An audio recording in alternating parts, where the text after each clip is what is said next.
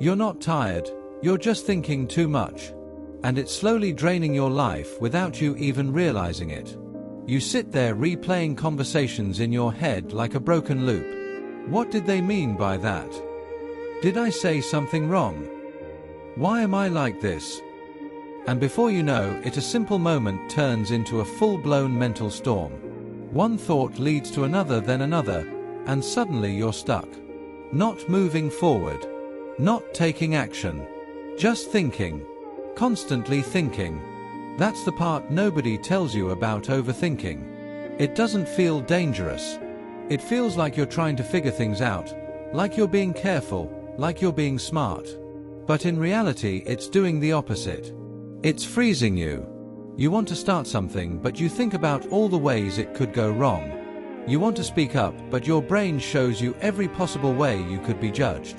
You want to make a decision, but instead of choosing, you sit there, analyzing every option until you're exhausted. And then you do nothing. That's how overthinking quietly ruins your life. Not with big dramatic failures, but with small invisible hesitation. Missed chances. Delayed action. Opportunities that pass you by while you're still figuring it out. And the worst part, you start believing this is just who you are. You tell yourself, I'm just an overthinker. Like it's your personality. Like it's permanent. But it's not. It's a pattern. A habit your mind learned, and now repeats on autopilot. Think about it.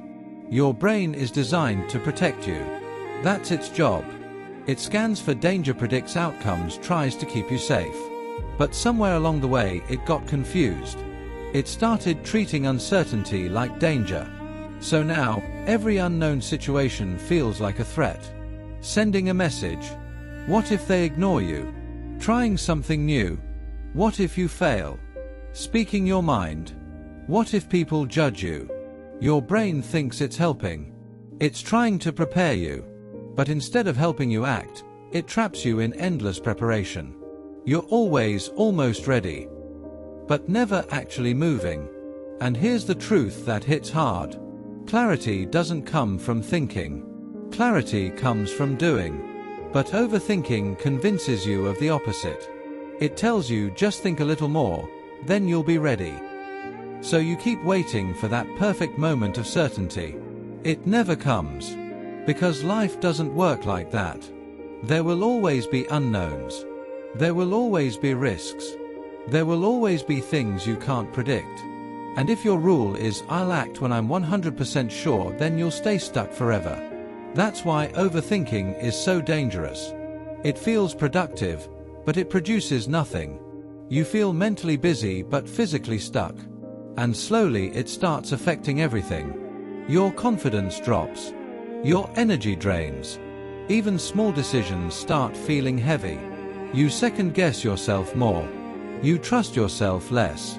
You become your own obstacle. But here's where things start to shift. You don't need to stop thinking completely. That's impossible. What you need is to stop believing every thought deserves your attention. Not every thought is important. Not every thought is true. And definitely not every thought needs a response. Sometimes, a thought is just noise. Imagine your mind like a crowded room. People talking, opinions flying around, voices getting louder. Overthinking is when you try to listen to every single voice at once. No wonder you feel overwhelmed. But what if you didn't have to engage with all of them? What if you could just notice the noise and still move? Because that's the real skill. Not controlling your thoughts, but not letting them control you. Start small. When you catch yourself stuck in a loop, don't fight it aggressively. That usually makes it worse. Just pause for a second and ask yourself something simple. Is this helping me right now, or just keeping me stuck? Be honest. Most of the time you already know the answer. And then instead of trying to solve everything in your head, shift your focus to one small action. Not a big plan. Not a perfect strategy. Just one step. Send the message. Start the task. Make the decision. Even if it's messy. Even if it's uncomfortable. Because action breaks the loop. Overthinking feeds on delay. The longer you wait, the stronger it gets. But the moment you act, even in a small way, you interrupt the pattern. You prove to your brain that you don't need endless analysis to survive. And slowly, it starts to calm down. Another thing you need to understand is this.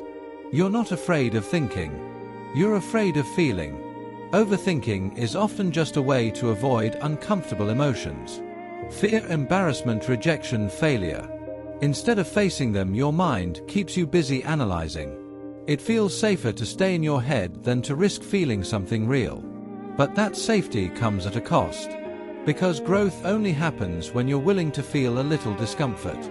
That awkward conversation. That uncertain decision. That moment where you don't know what's going to happen next. That's where your life actually starts moving. You don't need to eliminate fear. You just need to stop letting it make your decisions. And one powerful shift that changes everything is this.